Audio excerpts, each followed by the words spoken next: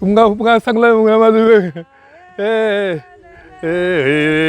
Hoko.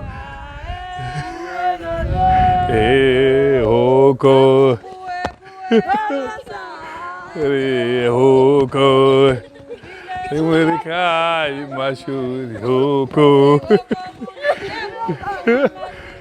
Hoko.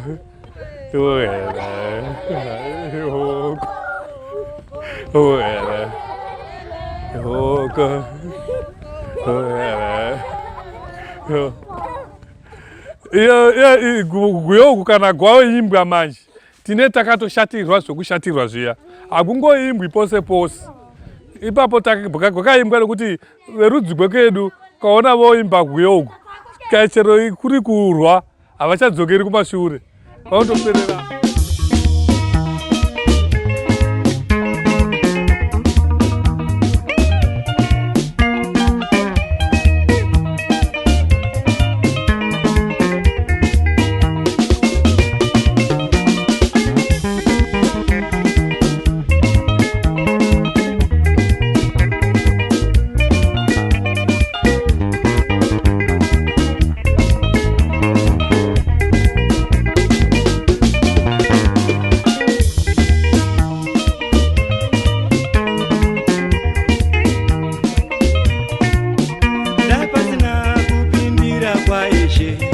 chokwadi pasi pano taiona moto marongera vanoita wepanyika vanoda kuti vamwe tioneswe moto dai pasina kupindira kwaishe chokwadi pasi pano taiona moto marongera vanoita wepanyika vanoda kuti vamwe tioneswe moto dai pasina kupindira kwaishe kana dzimba dzedu dzingadai dziri dzavo mawanzira vanoita dzimba dzavo vanoda kuti vamwe tigare mumiti dzimba 10 pamunhu mumwe chete vanoda kuti vamwe tigare mumiti dzimba 10 pamunhu mumwe chete vanoda kuti vamwe tigare mumiti dai pasina kupindira kwaishe chokwadi pasi pano taiona moto.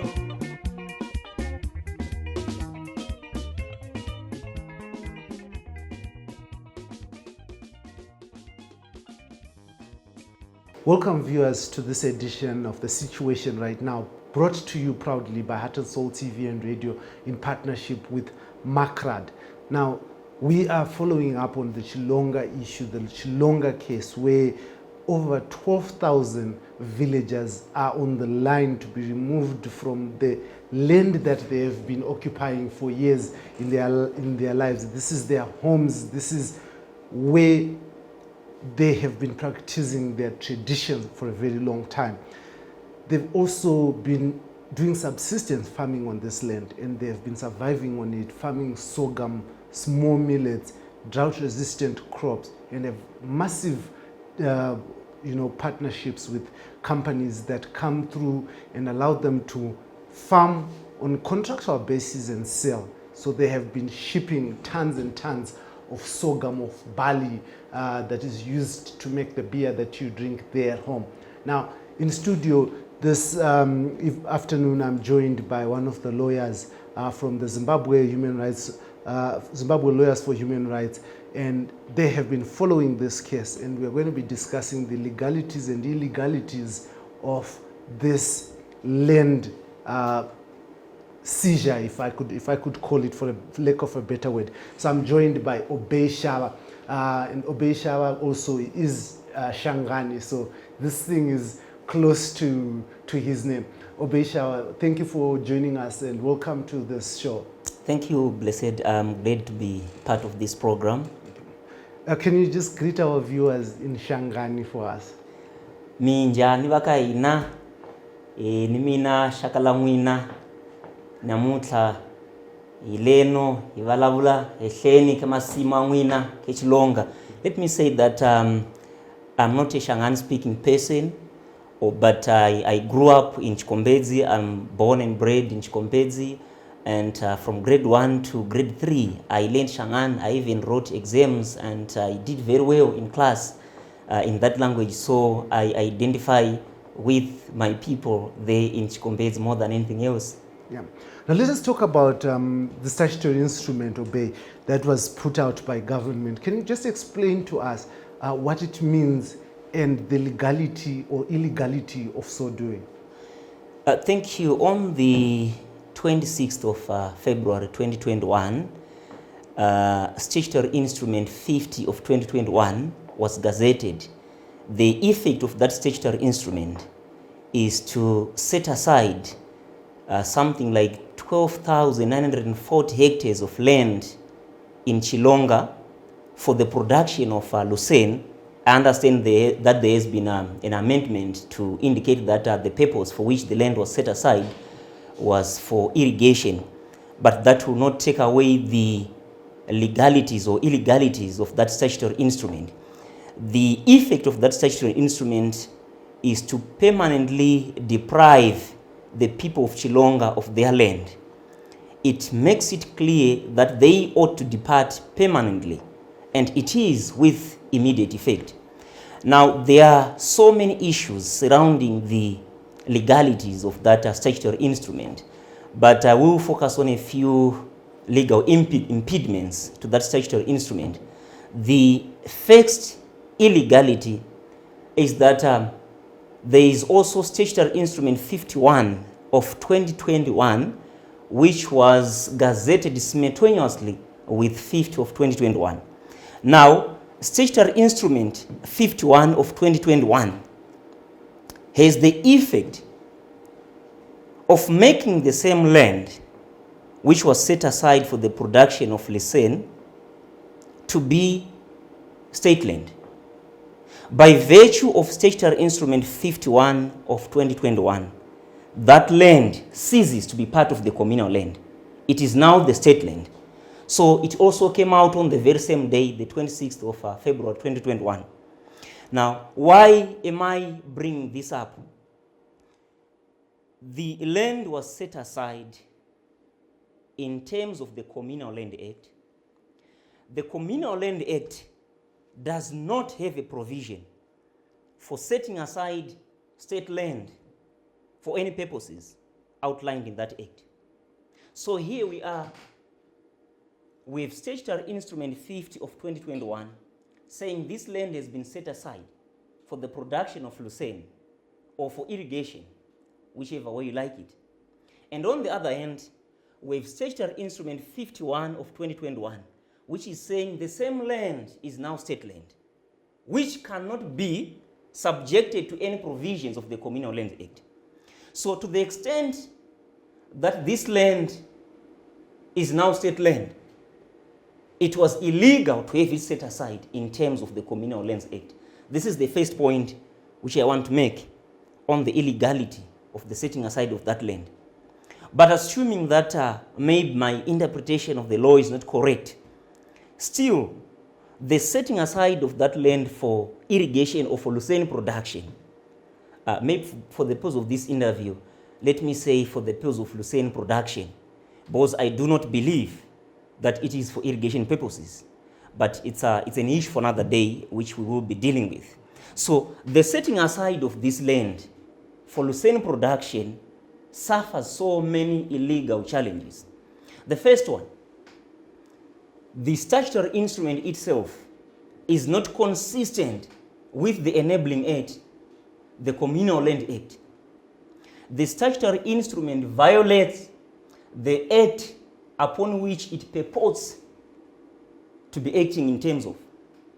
For instance, Communal Lands Act says where you are going to set aside the land for any purposes outlined in the land, in the act, the statutory instrument must specify the date with effect from which the land will be set aside. But here we are stuck with statutory instrument 50 of 2021, which says it's with immediate effect. It is not giving a future date upon which that land will be set aside. In other words, the Communal Land Act envisioned a situation where the authorities, the relevant minister, would give reasonable period of time to those people that are affected to be prepared to move, to be prepared to relocate to an alternative piece of land. But government says it's not going to move anyone except for a few people where the irrigation is going to pass through their homes. I have heard that on many occasions, but we are interrogating what the statutory instrument says. What the authorities are saying is not more powerful than what the statutory instrument says. The statutory instrument requires people to depart permanently with immediate effect. So what they are saying is not backed by the statutory instrument which they've introduced. So if they wanted the people not to be moved with immediate effect, they should have specified that in the statutory instrument. They should have made a provision for that to happen. So who do we listen to? Social media stories, the propaganda that we are getting from the authorities, or we listen to the piece of legislation which is binding upon every individual who is concerned. So I think it's fair for us to stick to what the statutory instrument says, as opposed to what the authorities are saying in trying to defeat the arguments which are being raised in the public domain, the arguments which are being raised in the courts of law by those who are affected by that decision. I've seen a lot of discussion in terms of the amended statutory instrument where the corrections have been made. Does it significantly change what was written in statutory instrument 50? It doesn't. It doesn't change the substance of statutory instrument 50 of 2021.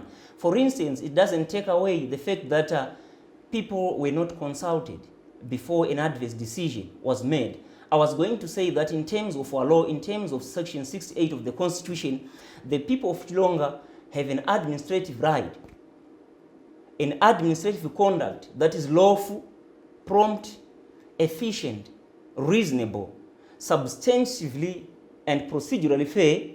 In this instance, we are saying, is it fair? Is it reasonable? Is it lawful for the authorities to say that we are taking your land with immediate effect?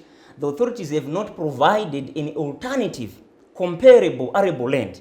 You rightly mentioned right from the onset in your introductory remarks that this is their communal land where they do their agricultural production. The land is their only source of livelihoods. It's more than just soil to them. They've lived on the land, they depend upon the land. This is where they are being sheltered, their houses are there, everything that you may, the real essence of life from their perspective is defined by the very same land that has been set aside. And now we are saying, is it lawful, is it reasonable for the authorities to say, we are taking away this land without providing an alternative piece of land for you to be relocated, without providing an alternative basic shelter and housing, without providing basic health care? Is it fair? Is it reasonable? Is it lawful?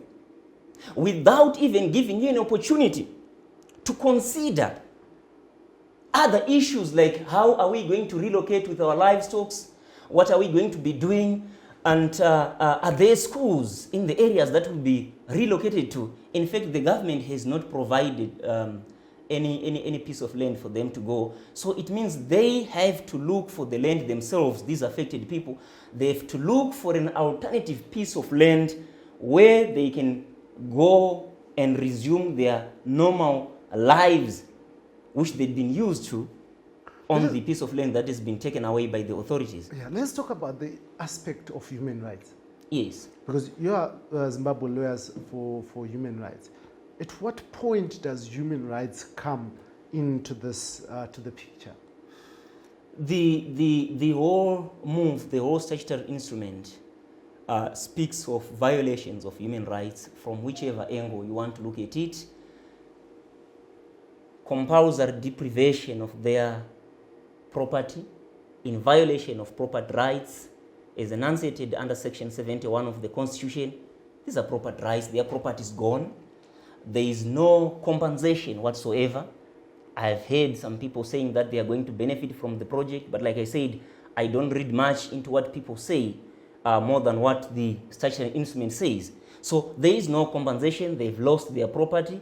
They've lost the essence of their livelihoods.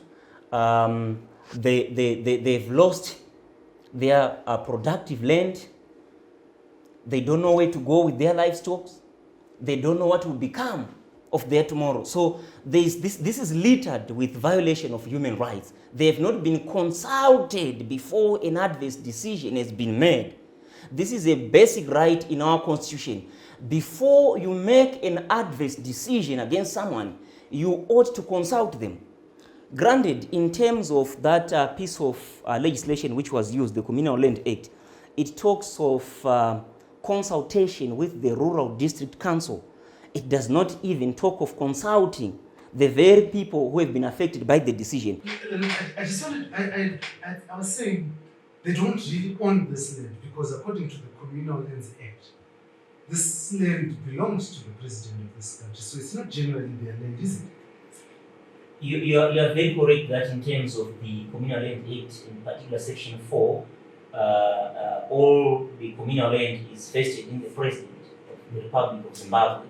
But in terms of the very same Act, Section 7, they have the right of use and occupation of the very same land. So they do not have ownership right, but they have the right of use and occupation.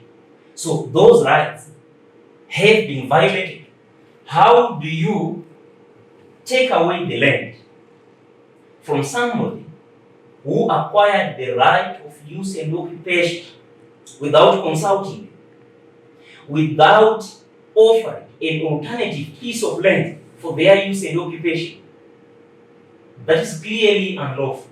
But does it make sense that the land is vested, is given to the president? Does it really make sense?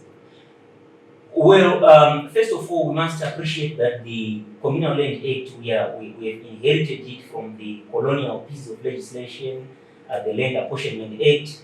We have, like I said, we've prepared something in terms of which we intend to challenge the constitutionality of that piece of legislation. There are so many issues with the Communal Land Act. Indeed, with the Communal Land Act. I also spoke about how it takes away the right to be consulted.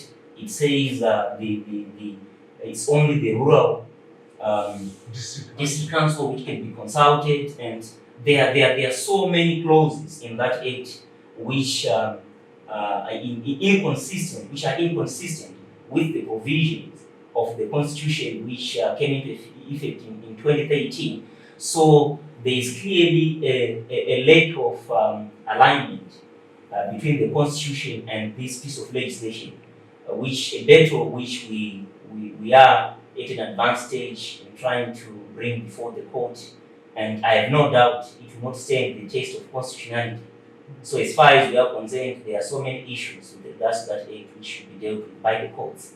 But this brings in a new dimension, doesn't it, that all rural folks, all people in rural areas who are on communal lands are living on borrowed time, because if the land doesn't belong to them, the president can just move them when he or she wants. Like I said, this is one of the repressive pieces of legislation which was inherited from the colonial regime. And we are perfecting it. Indeed, we've just adopted it, and we've become the good disciples of those repressive laws.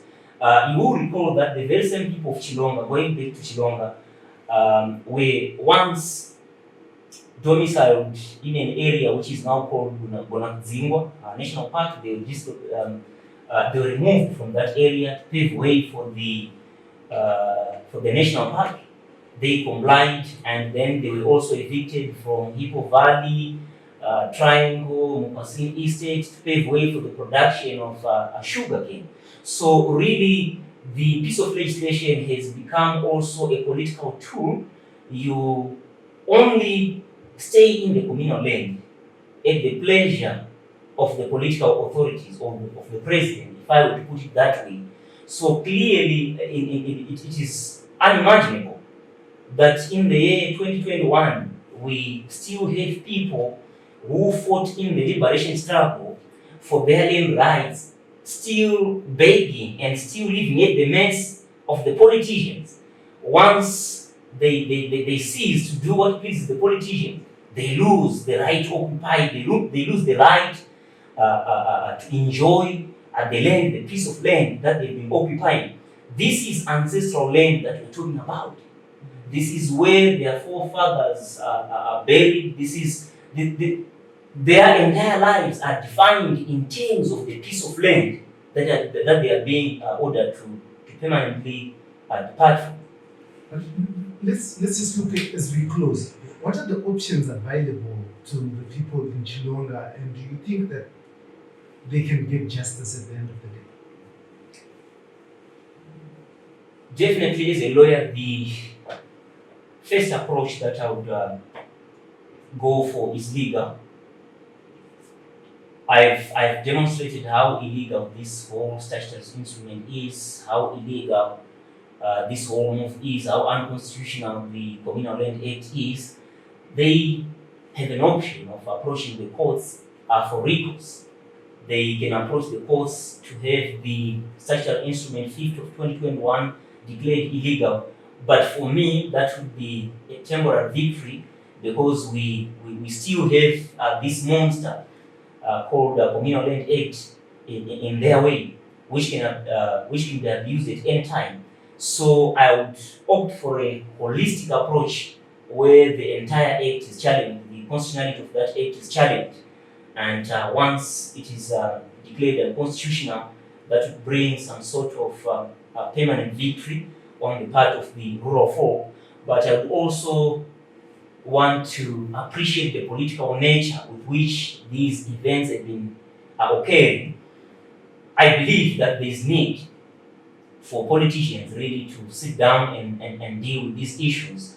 When I talk of politicians, I'm not restricting myself to the ruling party, even the different opposition political parties. They should sit down. These are the very same constituencies which they purport to be representing.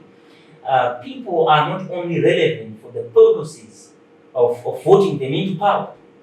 They remain people with rights which should be protected by those elected individuals, the politicians. So they should sit down, they should go back to the drawing board and say, is this how we want history to record us? Is this how we want other nations to think that this is how we treat our citizens, our people? Remember the Kenyan experience, the Enterprise people, they were ill-treated in like manner. I don't see any difference between the way they were treated by their politicians and the way the Chilonga people are being treated. And we all know the result. So we don't want the international community to really intervene and say, this is how we should be running your country. Let sanity prevail amongst our politicians. Let's go back to the drawing board and say, guys, we are ill-treating our people. We are taking away their rights. We have every opportunity, we have every room to make right those moves which we got wrong. So the ball is in their court. They should sit down and reverse whatever they did. If they don't want the embarrassment of being continuously dragged before the courts, if they don't want the embarrassment of having the courts declare their conduct illegal, if they don't want the embarrassment of having the international community condemn them. So for me, this is what I see as the way forward. If they can't go back to the drawing board, then we are left with no option except approaching the courts. In your concluding remarks, Bay, I want you to address the people of Chilonga and also address the government of the day. I say to the people of Chilonga, I know you've suffered a lot. You've been victims of these displacements at the hands of government authorities. We've kept quiet for too long. This time around, we can't afford to keep quiet. We will fight. We will do everything within our power and means to fight this illegal conduct by the authorities. We will be going to courts. On a daily basis, we shall be fighting for your rights. Let's remain calm. Let's remain united. We are all one big family. We know our rights, we know our ancestors have suffered from the time of the colonial regime, and we continue to suffer. Like we agreed back in 2020 that there are steps which we should take, legal steps which we should take to protect our rights. We will continue along that path. And to the government, we say these are your people, these are your children. There is no need to take away their rights just in a bid to please a few individuals, a few private companies. Surely, if the Lucerne production business was genuine and bona fide, I see no justification for not involving the locals. They are capable of doing the same business. Why not give them the project of growing Lucerne so that they can have earnings from that project? We know this is not the first time that they've been displaced from their homes. Surely it is very difficult for us to believe the bona fides of this intended move. And it is never too late for you to reverse this move. For me, these are my parting remarks. We're seeing this issue of Chilonga unfolding. Now, as Human Rights Watch, what is your view to the Chilonga aspect that is unfolding at the moment? Thank you, Blessed. I think we need to sort of approach this issue of Chilonga within a context, a historical context of previous displacements and evictions in the same Chirezi district in 2014, the Tokwe-Mukosi Dam Basin, where 20,000 people were displaced and moved to Chingwizi in Mwenezi.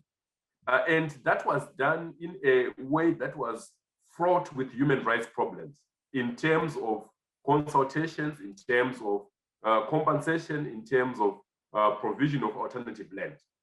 Having said that, the Chilonga case is really about the due process of law and about ensuring that whatever happens, the rights of the Chilonga people are protected, their dignity is secured.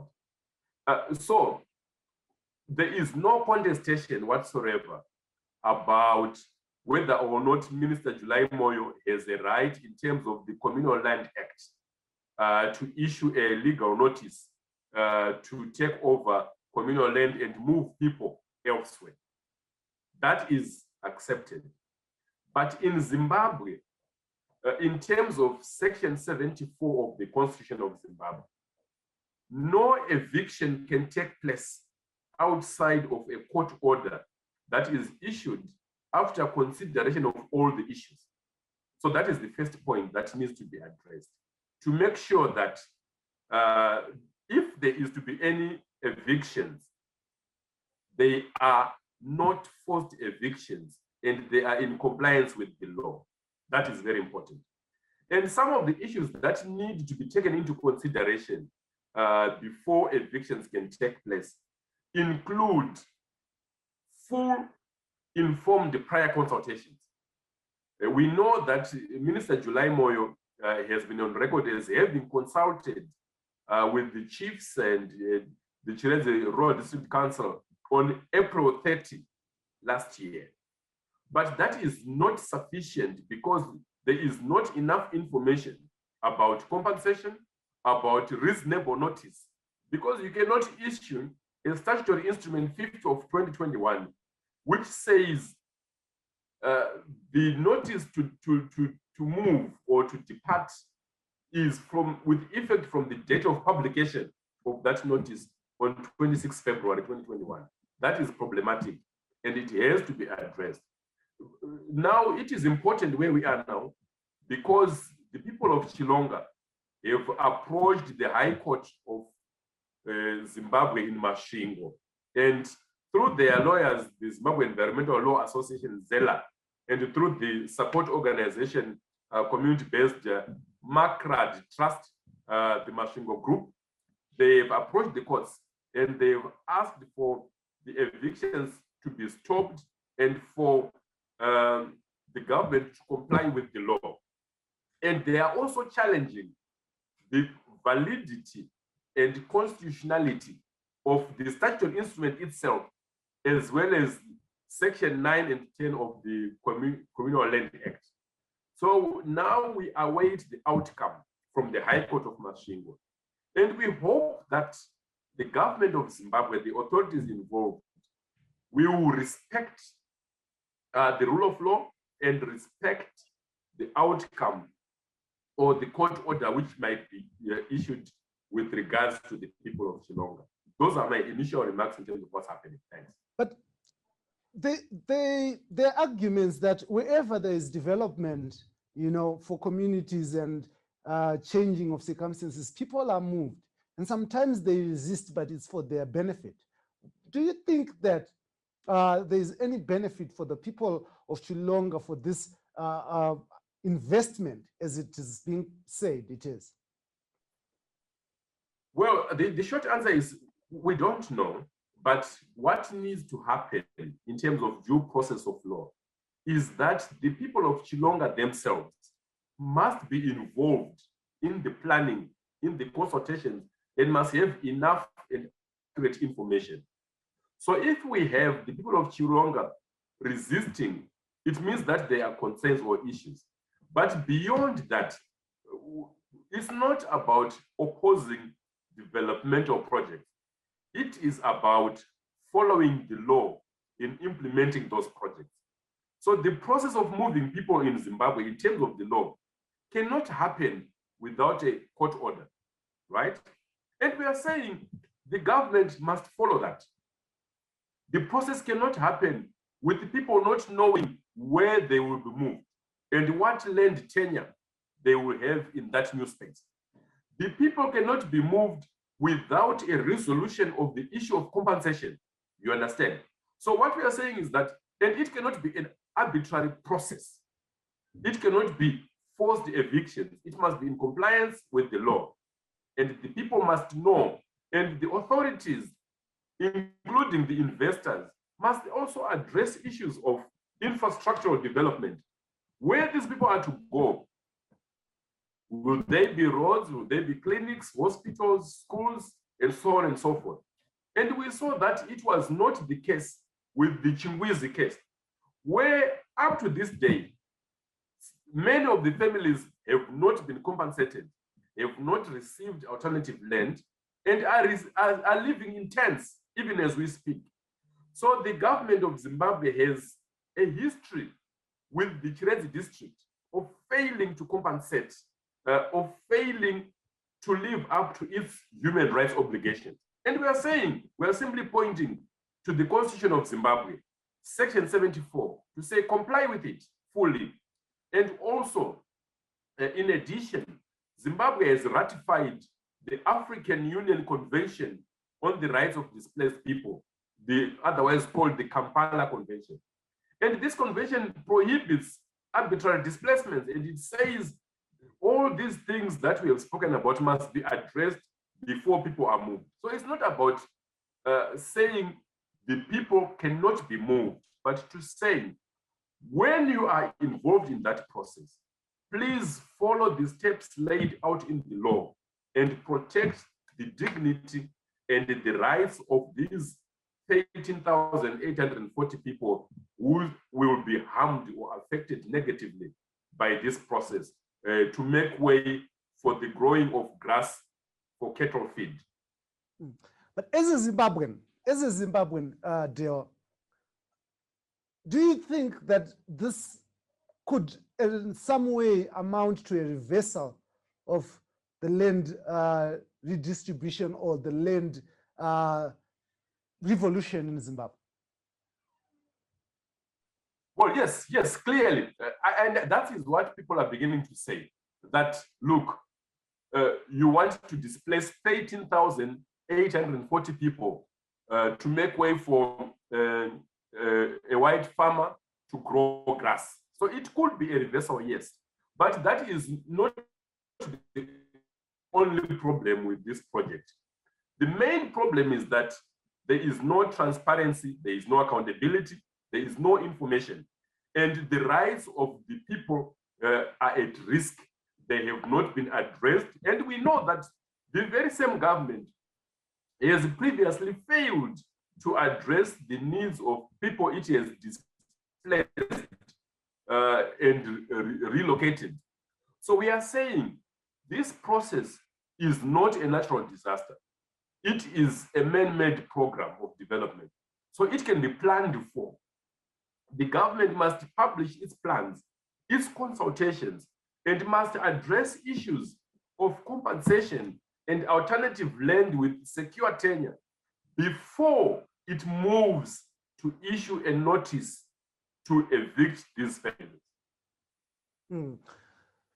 So in your submission, this is an issue of lack of trust between citizen or the governed versus the governing.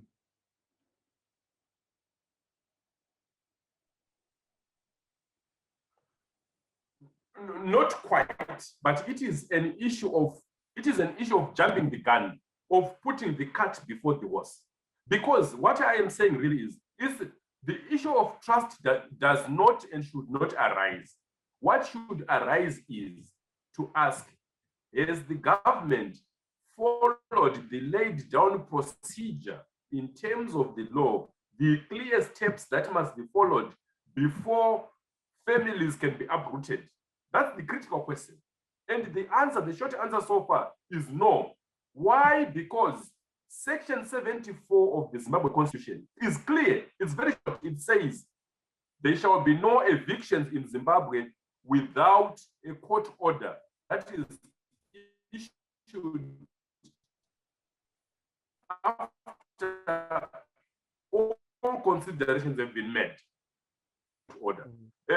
The argument that a statutory instrument can trump, the provisions of the Constitution is contested, and this is why the people of Chilonga, through their lawyers, have approached the courts, and now we are asking the government to put a moratorium to hold on the process and wait for the outcome of the court process, and then respect the outcome of that court process.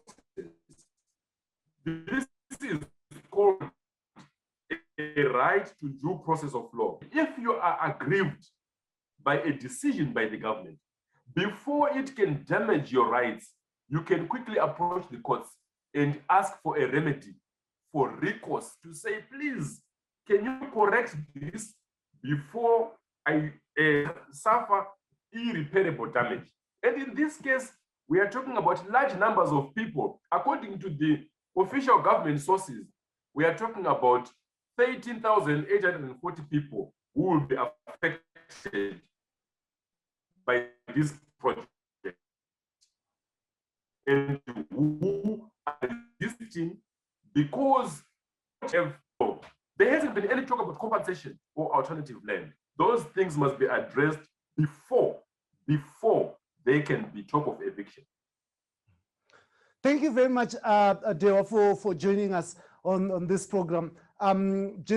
We will cross over to the lawyers who are representing the Chilonga community and hear from them, because as far as we know, government has said that it has consulted, but what is turning out on the ground is that there's no consultation, because if there was consultation, you would not have seen the process of the law going on. And we earlier on in the past 2 weeks, we were in Chilonga. We managed to speak to the people who will be affected, and their voices have been clear. We spoke to the people who will be affected, their headmen, and also spoke to government sources.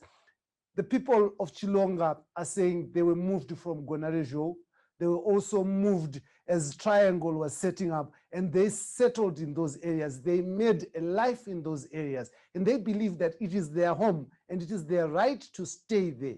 And they want to defend that right to stay there and continue with their lives as they have known it. And we will continue to keep track of this issue and as a human rights issue, and we'll continue.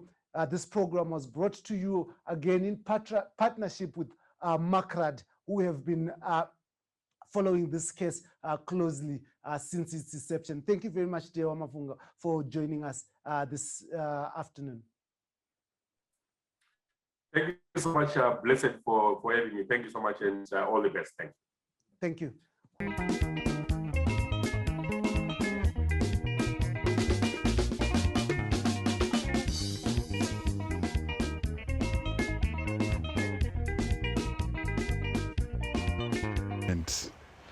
Comrade July Moyo enacted the communal land setting aside of land Chiredzi notice, which was published as statutory instrument 50 of 2021. On the same day, Mr. Mnangagwa enacted another statutory instrument, the communal land bracket excision of land notice, which was publicized as statutory instrument 51 of 2021. The net effect of these statutory instruments is to set aside, is to confiscate 12,940 hectares of land located in the Chilonga area of Chiredzi from being communal lands, from being owned by the communities there to be owned by a private entity, Denderi, which will embark on a grass growing exercise. The grass is known in Latin as lucerne. 5 dominant issues that we established. Firstly, we established that this is an extensive program of displacement. The government is going to displace these people in 3 phases. So phase 1 covers 12,500 people, and 12,940 hectares of land have already been exercised. Phase 2 and phase 3 will take more land, so that the total land that they intend to take is 21,000 hectares, and that's a massive, piece of land from these communities. The second thing that we also established is that there is no plan. There is no plan by the government. There are no concrete plans of the relocation of these individuals, so they don't know where they are going. We asked in Parliament last week on Wednesday where they intend to take the communities. The government itself doesn't have an answer. So you have got this strange program by a strange government that seeks to displace thousands of people, but it doesn't know where to relocate them. And all of us know that in the past relocations, for instance, Transao in Manicaland, they failed and failed dismally because there was no one who planned for the relocation of these communities. The third issue which the community is asking is, why us? This is a community that has been displaced twice in its history. In 1963, for instance, the Ian Smith government displaced this community to create and make way for the sugar estates under Hippo Valley and Tongat Hullet. So they were displaced, thousands and thousands of them were displaced to make room for Hippo Valley. The second phase of the displacement before independence was to make way for Gonare-Jou National Park. So as I said, Gonare-Jou, this community is in the heart of the Lower Veld, the southeastern part of the Lower Veld. So Gonare-Jou is right in the middle of their communities. So they were displaced to create room for this nature reserve called Gonare-Jou, which some of you who know it know that it runs into thousands and thousands of hectares. Third, they were displaced to create the nature reserve that is known as Malilangwe, that is controlled by Malilangwe Trust. So again, they were moved. And when they were moved, they went literally and metaphorically in no man's land, where they rebuilt their lives. They rebuilt a fresh community, where they faced tsetse fly, wild animals, heat, and incessant, droughts. And over the years, they've become master farmers in small grains, particularly sorghum, millet, and so forth. The area can't do maize because it doesn't have sufficient rains. So they've become masters of small grains. And as we are talking to you right now, they are subcontracted through contract farming by Delta Corporation to actually make small grains that are used in the production of traditional brews by Delta, brews such as Chibuko. And these are people, if you recall, we have been in Zimbabwe for over 500 years. Shaka Zulu's Mfekwani took place in 1830. The founder of what we now call the Shangani people in Zimbabwe was Shangani, who was Chaka's general who left Zululand in 1830 to settle in Mozambique after displacing and conquering the Tsonga people to establish what was known as the Gaza Estate. And the Gaza Estate, if you know, extended into Zimbabwe. It covered Mozambique, and then it extended into Mozambique, into Zimbabwe, in the Lower Veld, extended into South Africa, into Transvaal. So they've been, the Shangani community have been in this country for over 5 centuries. To be precise, they've been in this country for 491 years. So they are part of Zimbabwe.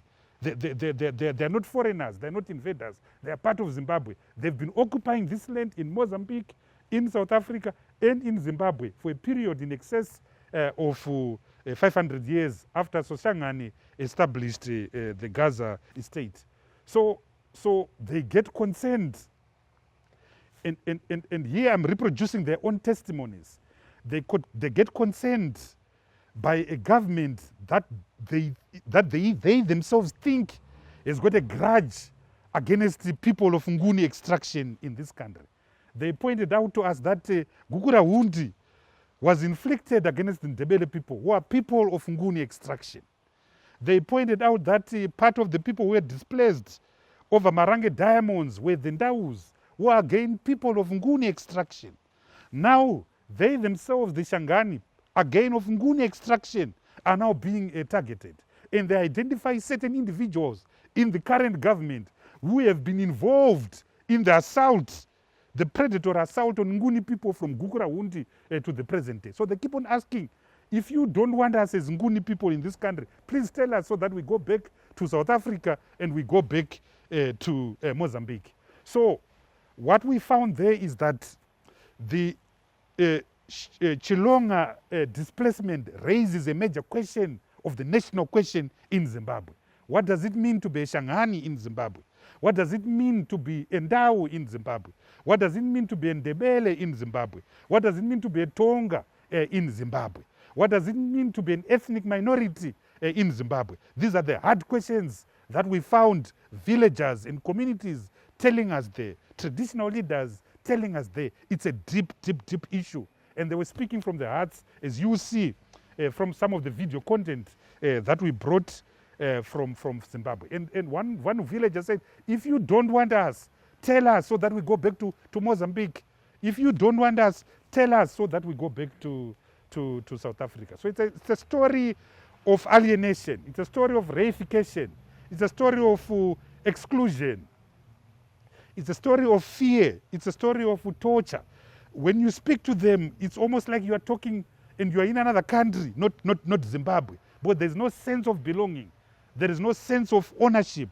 There is no sense that I'm a Zimbabwean. I mean, for Christ's sake, 41 years after independence, a Zimbabwean uses an MTN card to communicate. A Zimbabwean goes and buys petrol in Mozambique. So it's shocking what we saw there. The fourth issue that they are raising is that there are so many farms that were taken during the land reform program in Masvingo province, in Chiredzi itself, in Mwenezi itself. So their argument is, look, if a white man wants to do grass for cattle, surely, why don't you start with these farms that are already redundant, that are growing grass anyway, natural grass? So you can mix the cow grass with natural grass that is already there, and the snakes that are there, the blackjack that are already there. Because they pointed out to some of these farms. We were told of a Mr. Greaves, one farm owned by a former white farmer called Mr. Greaves. And they were saying, Mr. Greaves' farm is there and it's redundant. So why are you coming to our land when you have got Mr. Greaves' farm and other redundant farms? The fifth thing that they were raising is that we are already doing contract farming for Delta, for the grain marketing boards, for cotton companies. So if anyone wants us to do this cow grass, lucerne, we can do it on the same terms on the basis of contract farming. So why do you need to take away our land? The next question that they were raising is that what is so special about this lucerne grass? What is so dynamic about this lucerne grass? Is it gold that you want to take away our land, our ancestral land? And these people has got special burying methods. We were told that they actually bury their dead in their houses. They actually bury their dead in their crows. Vanochera matanga avo emombe. Vanoisa vanhu vavo muzvikuwa mumba. So they were saying, how are you expecting us to leave our ancestral homes? And are you saying as a government that a cow grass is now more important than us, the people, than our graves, our shrines? So to them, it doesn't make sense. They also believe that there is an ulterior motive here. They also believe genuinely that the land that they are occupying, they're occupying land that must be on top of diamonds, that must be on top of gold or some other precious mineral. So they genuinely believe that they're being displaced in order to make way for extractive institutions that are going to mine this gold or this diamond. They also don't understand why some of them who were displaced in those communities to make way for Tokwe Mkosi dam. Now that Tokwe Mkosi is now ready, and now that Tokwe Mkosi irrigation schemes can be made, and they were going to be beneficiaries of irrigation schemes supported by Tokwe Mkosi water infrastructure, they're now being displaced from the hinterland of Tugwi Mkosi. One of the things that they also raised was that we actually participated in the War of Liberation. They showed us mass graves of people buried 10 and so forth in graves during the War of Liberation. So they don't understand that why they're being displaced to make way for one white man when they participated in a war of liberation whose centerpiece, whose center of gravity was the land question. So they actually don't understand why one man should be given 12,940 hectares of land when they sacrificed and fought during the war of liberation. They can't have answers to that. They also are saying we did not benefit, not a single Shangani benefited from the land reform program. They point out to the fact that if you go to Hippo Valley and Triangle and the Tongat Hewlett sugar farms that were given to black people pursuant to the land reform program, you will not find a Shangani. They say if you find a Shangani will be a gardener or a laborer in those communities. So they're saying we didn't benefit from the land reform program, but you are now taking our own communal lands when we didn't benefit from the land reform program. So these are hard questions. There's also a gender dimension. There's also a gender dimension to this move by the government of Zimbabwe. The communities are saying because there is no employment in this neighborhood, the majority of our children, our sons are in South Africa, working in South Africa. So the people you're actually relocating are women. How are women going to build new homesteads? With what money, with what power, with what resources? So there's a genderized component to these relocations, which they also raised in these communities.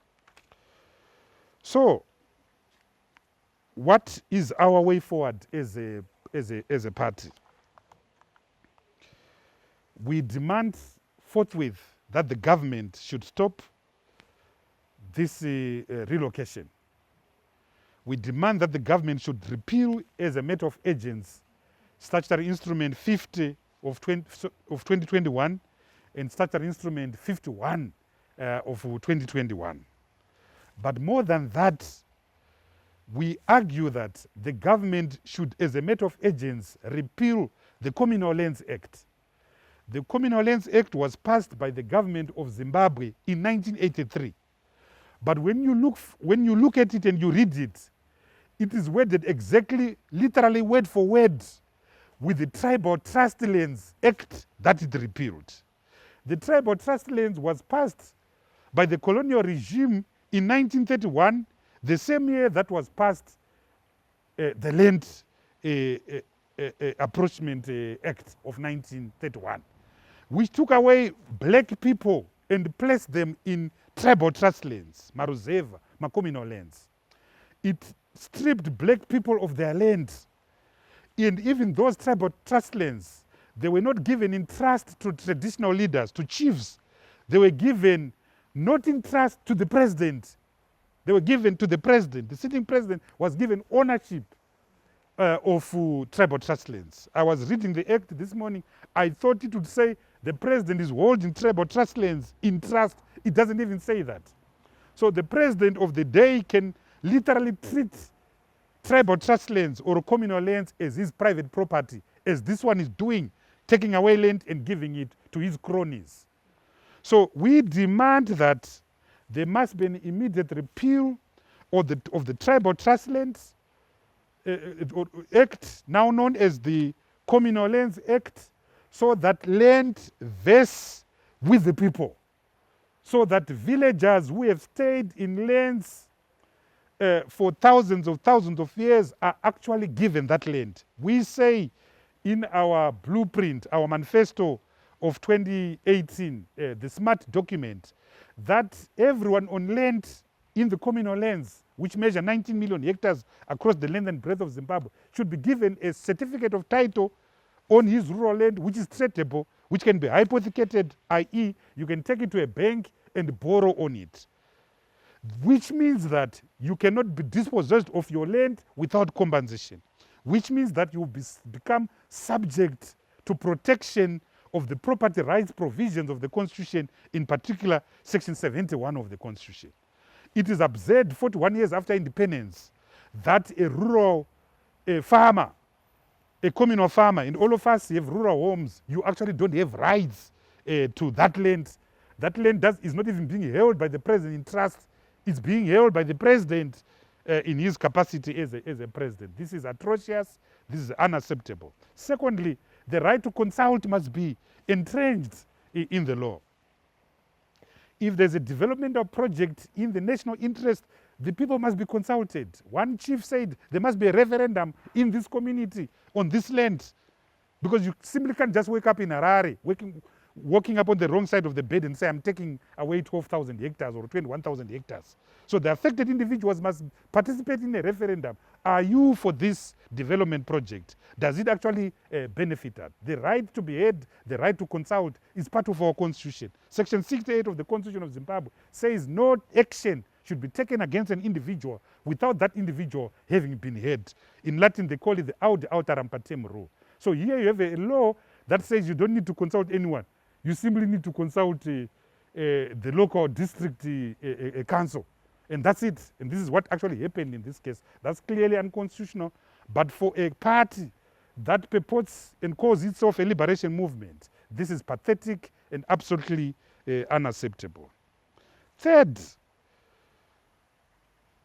given the uneven and unequal development that we saw in Chiredzi, in Chilonga, in Malipati, in Bole, it is our submission that devolution laws must be expedited in this country so that these communities can have self-governance. They feel excluded. So pass the devolution laws so that these people can exercise self-governance over their own, resources. Next, we feel that the national question needs to be re-examined in Zimbabwe. And we suggest that an inclusive body be set up to actually look at the national question in Zimbabwe. What does it mean, as I asked before, what does it mean to be of Nguni extraction in Zimbabwe? To be a Tonga, to be a Ndau, to be a Shangani, to be a Tsonga. What does that mean to be in Zimbabwe? Because there's so much exclusion, there's so much alienation, there's so much reification, there's so much abuse of ethnic minorities in Zimbabwe. They were talking about schools with being taught by people that can speak the local language, Shangani. They were talking about pastorates that are a disaster because the teacher doesn't understand the customs of the communities. So the issue of integration, the issue of resolving the national question is a disaster. Finally, and to conclude, what is happening in Chilonga is a price that Zimbabwe is paying for the crisis of illegitimacy that is arising and that arose out of the 2018 election. If we had a people government, no people's government would do what Mr. Mnangagwa is trying to do in Chilonga. You can't take away land and give it to your buddies, to your cronies. You can't take away crony capitalism to this level. So Zimbabwe needs to resolve the political question. We need to resolve the crisis of illegitimacy to avoid what is happening in Chilonga. And of course, we, the people of Zimbabwe, have decided to exercise our right to dissociation with the product known as dairy. So the communities, they appreciated the stance we have taken, that we have dissociated ourselves with the product known as dairy. They were so happy when we said, from now onwards, we're all drinking dairy body. No to dairy, no to dairy. I thank you very much. Thank you very much, Obeisha. We continue to follow this Chilonga story and the work that you do as a lawyer fighting and defending the human rights aspect in Zimbabwe. Now, when the war of liberation was fought, the first Chilonga, the second Chilonga, the liberation war struggle, it was for land rights. The people of Zimbabwe stood up to say they were tired of being displaced from their land, their productive land, the land of their ancestors. They came together to ensure that they protect their land rights, to ensure that they live and benefit from what God gave them. This is the story of Chilonga, heartbreaking story. We were in Chilonga. We spoke to the people of Chilonga. We heard their voices and their concerns. They want to stay in their land. They are not afraid of development. They want to be part of the development, but also at their own terms and after being consulted.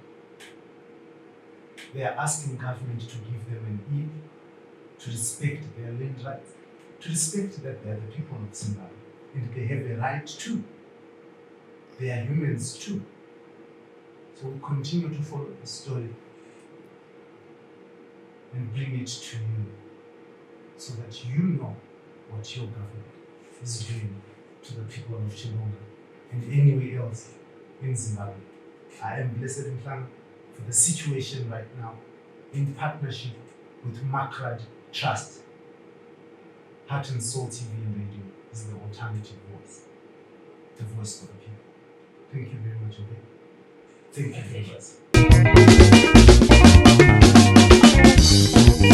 much.